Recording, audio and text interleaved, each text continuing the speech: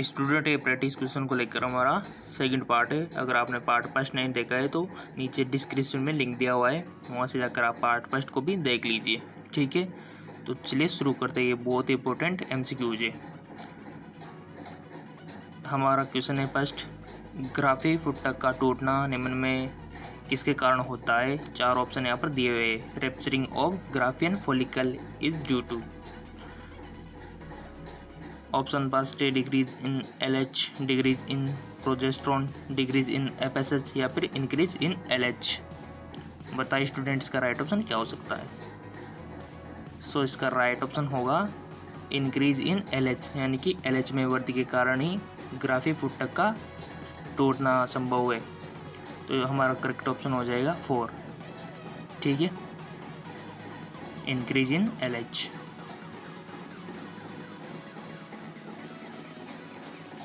थोड़ा सा इसको ये कर लेते हैं, ज़्यादा ही झूम हो रहा है।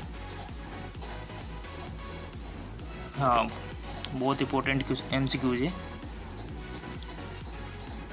एक लड़के में नरम हड्डियां, खराब दांतों के विकसित होने का पता चला, ऐसा किसकी कमी के कारण पॉसिबल है।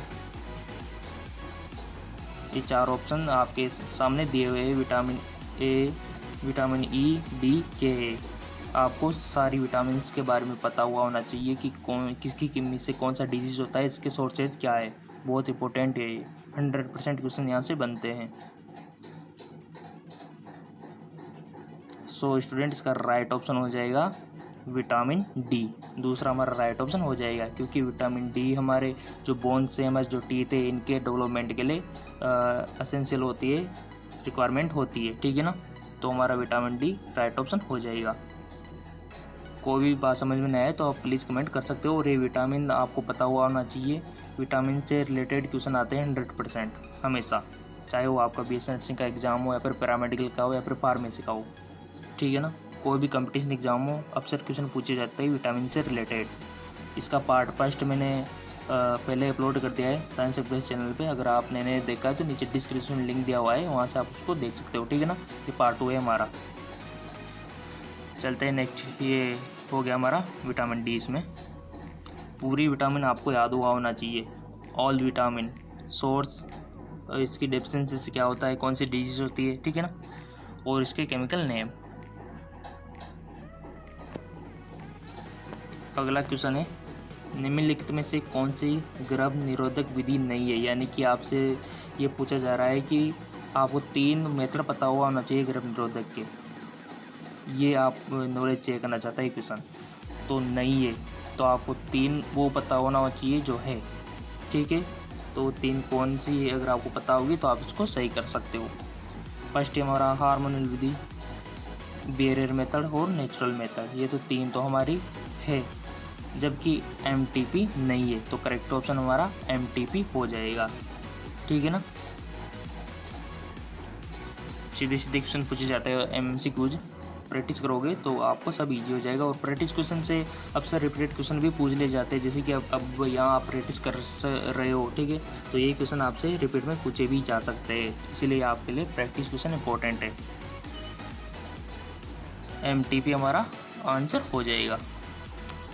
नेक्स्ट क्वेश्चन है, निम्नलिखित में से कौन सी ग्रंथि किसी एंजाइम का उत्पादन नहीं करती है। बताइए student. Gastric, pancreas, liver, salivary gland.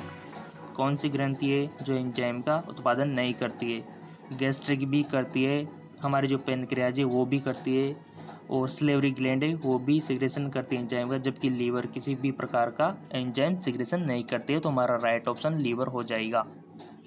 ठीक है ना, इस प्रकार MCQs बहुत इंपॉर्टेंट है। किस प्रकार से आपको थोड़ा सा फोकस करना है।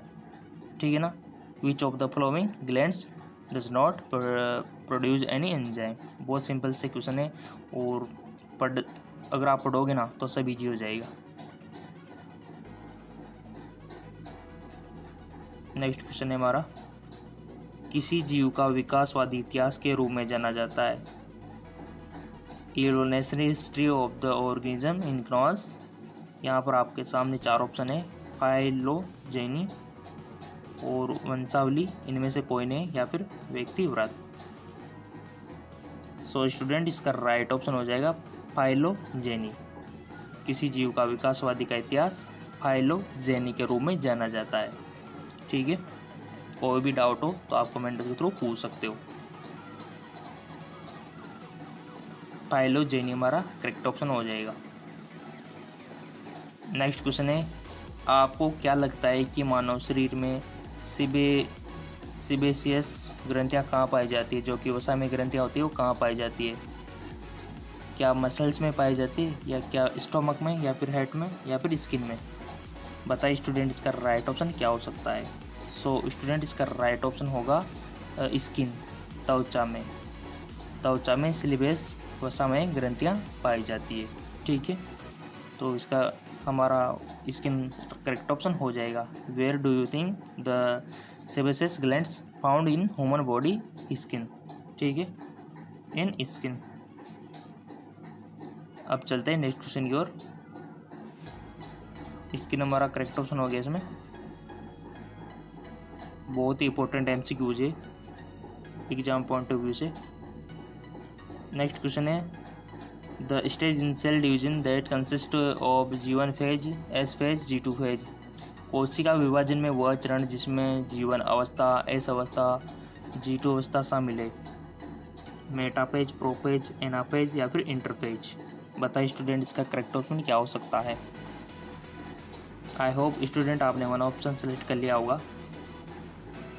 इसका करेक्ट ऑप्शन होगा इंटरफेज, हमारा राइट ऑप्शन हो जाएगा, क्योंकि कोशिका विभाजन में वही चरण है जिसमें G1 अवस्था, S फेज और G2 फेज शामिल है, वो है इंटरफेज। इंटरफेज हमारा करेक्ट ऑप्शन हो जाएगा, ये देखिए। ठीक है ना। नेक्स्ट क्वेश्चन है, अग्नाशय में बीटा कोशिकाएं इंसुलिन को स्रावित करती है। ए का आंसर इसने खुद ने दे दिया। अल्फा कोशिकाएं किसका स्राव करती है? स्टूडेंट मैं आपको बता दूं, आपको पता हुआ होना चाहिए, alpha, beta, gamma.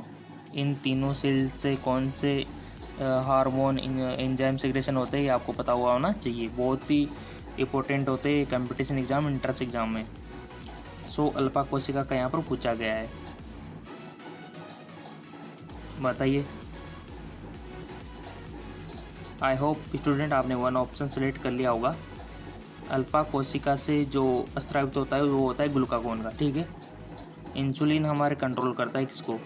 Sugar level को। ठीक है, जबकि ग्लूकागोन क्या बढ़ा, इंक्रीज करता है शुगर लेवल को। ठीक है, अपोजिट है एक दूसरे के। यहाँ पर ऑप्शन दिए हुए वेसोप्रिन, ग्लूकागोन, थायरोक्सिन और ऑक्सीटॉक्सिन।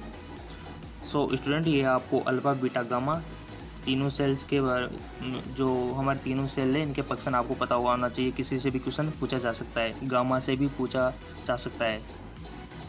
ठीक है, अब चलते हैं नेक्स्ट क्वेश्चन की ओर।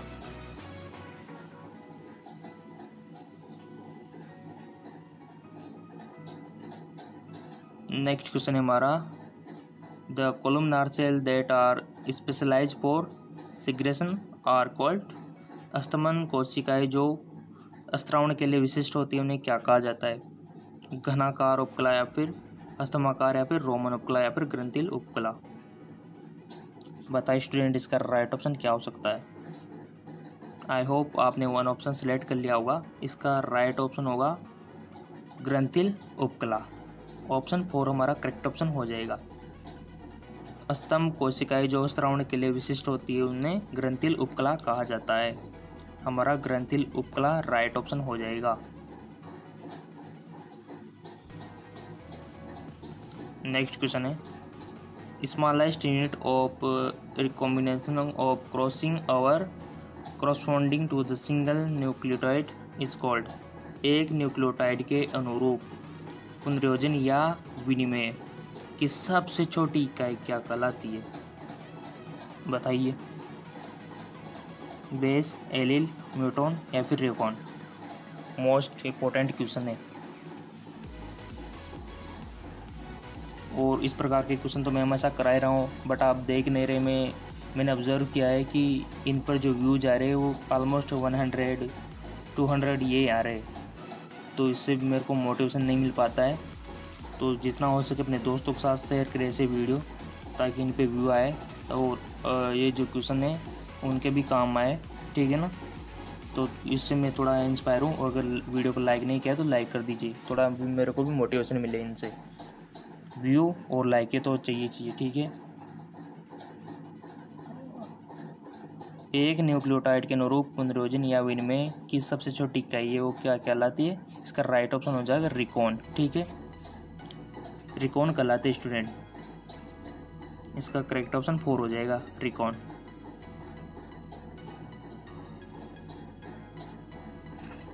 अगला सवाल है, which of the following is not a step in uropoiesis of urine formation in the kidney? निम्नलिखित में से कौन सा वक्र में यूरोपोसिस या मूत्र निर्माण का एक चरण नहीं है? यानी कि आपको पता हुआ होना चाहिए मूत्र निर्माण की प्रक्रिया, ठीक है, वो आपको पता होगी तो आप उसको सही करके आओगे। आई होप स्टूडेंट आपने 1 ऑप्शन सेलेक्ट कर लिया होगा। स्टूडेंट मैं आपको बता दूं कि ये जो चयनात्मक पुनर्अवशोषण है ये भी उसी की मतलब मूत्र निर्माण के चरण में इसको शामिल किया हुआ है, और कोशिकीय गुच्छ के निषेध ये भी उसमें होता है, और नलिका द्वार जो ट्यूबुलर सिक्रेशन है ये भी उसमें इंक्लूड होता है। जो नहीं होता है वो है विटामिन डी एमिनेशन, यानी कि डी एमिनेशन हमारा चरण नहीं है, तो करेक्ट ऑप्शन यही हो जाएगा हमारा, ठीक है ना। बाकी के सब तीनों है, फर्स्ट, थर्ड और फोर्थ तो है, सेकंड नहीं है, तो डी एमिनेशन हमारा सही ऑप्शन हो जाएगा। ये मूत्र निर्माण का चरण नहीं है, डी एमिनेशन। अगला सवाल बहुत ही 100% आता है यहाँ से, बहुत ही इंपॉर्टेंट है, ठीक है ना। बहुत ही इंपॉर्टेंट है, very very very important question यहाँ से बनते हैं। देख लेते हैं इसको भी। Name the immunoglobulin that mediates allergic reaction like just allergy. ये जितने भी आपके सामने इम्यूनोग्लोबिन से 5 टाइप होते हैं, वैसे तो आपको पता होना चाहिए इनके बारे में। यहाँ पर जो पूछा हुआ है उस इम्यूनोग्लोबिन का नाम बताइए जो धूल एलर्जी जैसे एलर्जी की प्रतिक्रिया में। स्टूडेंट आपको पता होगा कि एलर्जी में कौन काम करता है, एलर्जी E4 एलर्जी यानी कि IgE वर्क करता है, तो हमारा करेक्ट ऑप्शन IgE हो जाएगा, ठीक है ना। यहाँ पर दिए हुए IgA, IgE और IgG और IgM, ठीक है। आपको IgA के बारे में भी मालूम होना चाहिए, IgG पे भी होना चाहिए। इसके लिए मैंने स्पेशल वीडियो आपके लिए प्रोवाइड करा दिया है, अगर आपने नहीं देखा है तो डिस्क्रिप्शन लिंक दिया हुआ है, वहाँ से आप वीडियो और ज़्यादा गेन कर सकते हो ताकि एंट्रेंस एग्ज़ाम में आपके अच्छे मार्क आए, ठीक है ना। बहुत ही इंपॉर्टेंट है, और यहाँ से क्वेश्चन बनते हैं हमेशा, चाहे वो आपका नर्सिंग का एंट्रेंस एग्ज़ाम हो या फिर फार्मेसी का हो या फिर पैरामेडिकल का हो। नेक्स्ट क्वेश्चन है हमारा, which among the following is the incorrect statement regarding blastocyst? निम्नलिखित में से कौन सा कथन ब्लास्टोसिस्ट के संबंध में गलत है? यानी कि 3 क्वेश्चन तो सही होना चाहिए और ये गलत है, वो हमको ढूंढना है। बताइए, इसको पढ़ना है पूरा। पहले तो ट्रोम्बोब्लास्ट की कोशिकाएं अतिरिक्त भ्रूण झिल्ली बनाती है या फिर यह कोशिकाओं का ठोस द्रव्यमान है? इनमें कम से कम 2 प्रकार की कोशिकाएं ट्रोम्बोब्लास्ट और आंतरिक कोशिका द्रव्यमान है। जोना पेलुसिडा, तनावा और ब्लास्टुला के टूटने के लिए उत्तरदायी है। ये आपको पता होना चाहिए। रिप्रोडक्शन सिस्टम अगर आपने पढ़ा होगा तो आप इसको 100% सही करके आओगे, ठीक है। एम्ब्रियोलॉजी, वहाँ से क्वेश्चन पूछा गया है और हमेशा पूछा जाता है कंपटीशन एग्जाम में। आई होप स्टूडेंट आपने 1 ऑप्शन सेलेक्ट कर लिया होगा। इसका करेक्ट ऑप्शन हो जाएगा ये कोशिकाओं का ठोस द्रव्यमान है। कौन? ब्लास्टोसिस्ट के संबंध में गलत कथन है, ये गलत कथन है। ये कोशिकाओं का ठोस द्रव्यमान है, ये बिल्कुल गलत है। बाकी के सब सही है। ट्रोम्बोब्लास्ट की कोशिकाएं अतिरिक्त भ्रूण झिल्ली बनाती है, हाँ सही बनाती है। इनमें कम से कम 2 प्रकार की कोशिकाएं ट्रोम्बोब्लास्ट और आंतरिक कोशिका द्रव्यमान, हाँ है। जोना पेलुसिडा, तनाहुआ और ब्लास्टुला में टूटने के लिए उत्तरदायी के हाँ है, ये हमारे सही है। जबकि यह कोशिकाओं का ठोस द्रव्यमान है, ये बात गलत है। तो ये हमारा करेक्ट ऑप्शन हो जाएगा, क्योंकि हमारा जो क्वेश्चन था वो ये था कि ब्लास्टोसिस्ट के संबंध में गलत कथन बताइए, तो ये हमारा गलत कथन है, ठीक है। ये कोशिकाओं का ठोस द्रव्यमान है, ये बिल्कुल गलत बात है। नेक्स्ट क्वेश्चन है हमारा, which among the following is not a coelomate. निम्नलिखित में से कौन सा एक प्रगोई नहीं है, कोलाइमेट नहीं है। 11th से पूछा गया है क्वेश्चन, 11th बायोलॉजी से। प्लेटीहेलमिंथेज, एनेलिडा, ऑर्थोपोडा और एकाइनोडर्मेटा। बताइए स्टूडेंट इसका करेक्ट ऑप्शन क्या हो सकता है। आई होप स्टूडेंट आपने वन ऑप्शन सेलेक्ट कर लिया होगा। इसका करेक्ट ऑप्शन होगा प्लेटीहेलमिंथेज। प्लेटीहेलमिंथेज क्या है, कोलाइमेट नहीं है, जबकि एनेलिडा, ऑर्थोपोडा और एकाइनोडर्मेटा कोलाइमेट में इनको गिना जाता है, प्रगोही है। जबकि हमारा जो प्लेटीहेलमिंथेज है ये नहीं है। ये 11th बायोलॉजी से लिया हुआ क्वेश्चन है और ज़्यादातर क्वेश्चन 11th और 12th से ही पूछे जाते हैं। अब आप में से बहुत सारे बोलेंगे कि ज़्यादातर क्वेश्चन कहाँ से बनते हैं। हमारा जो नर्सिंग का एंट्रेंस एग्ज़ाम है, फार्मेसी का है, पैरामेडिकल का है, इनमें हमें एंट्री चाहिए कॉलेज में, तो उसके लिए हमें एंट्रेंस एग्ज़ाम पास करना है। तो उसके लिए जो हमें जो प्रिपरेशन करनी है वो 11th की ज़्यादा करें या फिर 12th की। तो मैं आपसे यही करना चाहूँगा 12th को ज़्यादा प्रायोरिटी दें। 12th से ऑलमोस्ट आपसे 85% क्वेश्चन पूछे जाते हैं, जबकि 11th से बाकी 15% क्वेश्चन पूछे जाते हैं, 15%। तो जितना हो सके 12th के पीसीबी, फिजिक्स, केमिस्ट्री, बायोलॉजी का सहारा ले। क्वेश्चन उन्हीं में से आपसे पूछे जाएंगे। और इसके अलावा आपके जो डिजीज़ है, विटामिन है, यहाँ से क्वेश्चन पूछे जाते हैं।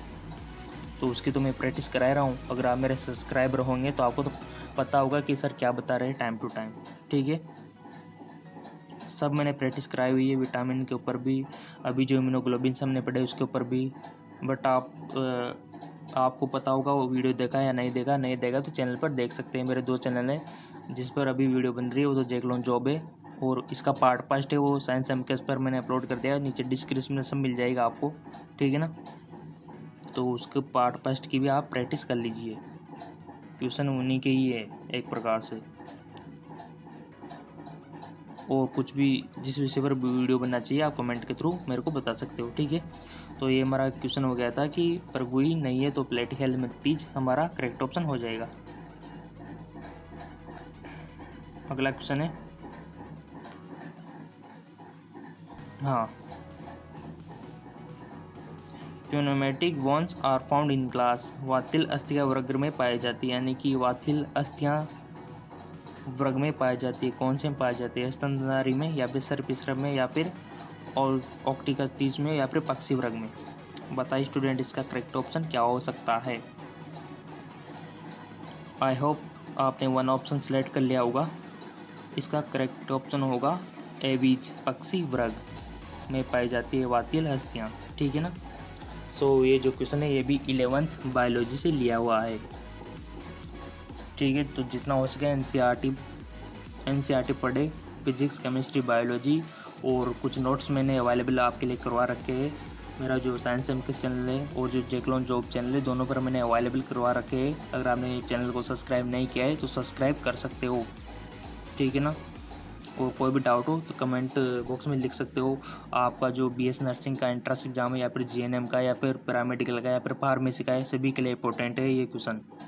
बहुत सारे स्टूडेंट 12th पास आउट होते हैं तो उनको पता नहीं होता कि किस प्रकार के क्वेश्चन यहाँ पूछे जाते हैं, क्या होता है, कैसे यहाँ पर हमारा सिलेबस रहता है, तरह तरह के सवाल होते हैं। तो उनके लिए ये चैनल बहुत इंपॉर्टेंट है। मैंने इन्हीं की समस्या को देखते हुए ये चैनल क्रिएट किया है, ठीक है ना। क्योंकि आपको पता है कि हमारा जो नीट का एग्ज़ाम होता है, इनकी खबरें तो आपको न्यूज़ पेपर, अखबार, टेलीविज़न इन पर मिलती रहती है। जबकि ये जो अदर एग्ज़ाम है, जैसे कि हमारे nursing entrance exam, pharmacy entrance exam, paramedical entrance exam, physiotherapy entrance exam, इनके बारे में कोई नहीं बताता। तो आपकी समस्या के समाधान के लिए ये मैंने चैनल क्रिएट किया है, जैकलॉन जॉब और साइंस एमकेएस। तो दोनों चैनल के अगर आप सब्सक्राइबर होंगे तो दुगना पोषण आपको मिलेगा, दुगनी नॉलेज आपको मिलेगी, ठीक है।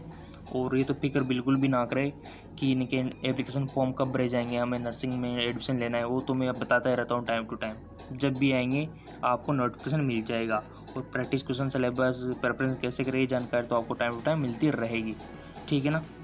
सो स्टूडेंट इसका पार्ट फर्स्ट देख लीजिए, डिस्क्रिप्शन में लिंक दिया हुआ है। पार्ट फर्स्ट भी बहुत इंपॉर्टेंट है। 1 से 15 तक मैंने पार्ट फर्स्ट में इंक्लूड कर दिए थे, 15 से हमने 30 तक इसमें इंक्लूड कर दिए, ठीक है ना। तो ये पार्ट सेकंड हमारा कंप्लीट हो गया है और ये हमारी जूलॉजी कंप्लीट हो गई। पार्ट फर्स्ट नीचे डिस्क्रिप्शन में लिंक दिया हुआ है, वहाँ से देख लीजिए आप। पार्ट फर्स्ट देखने के बाद अगर इसको देखोगे तो बहुत इंपॉर्टेंट रहेगा और क्वेश्चन इनमें से ही आएंगे, इस तरह के क्वेश्चन आएंगे मतलब, ठीक है ना।